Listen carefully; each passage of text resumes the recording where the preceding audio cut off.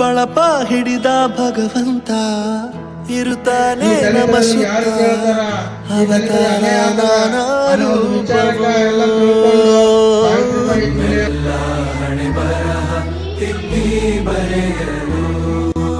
ಕತ್ತಲೆಯಿಂದ ಬಂತ ನಮ್ಮ ಕೈಯ ಹಿಡಿಯುತ್ತ ಕರೆದೊಯ್ದ ಬೆಳಕು ತೋರಲು.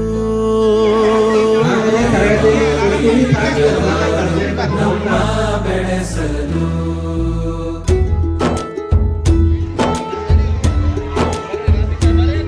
ಭಾಷೆ ಅಮೃತ ಕುಡಿಸೋ ತಾಯಾಗಿ, ಭಾಷೆ ಅಮೃತ ಕುಡಿಸೋ ತಾಯಾಗಿ, ಭವಿಷ್ಯ ಬರೆವಂತ ತಂದೆನೂ ಆಗಿ,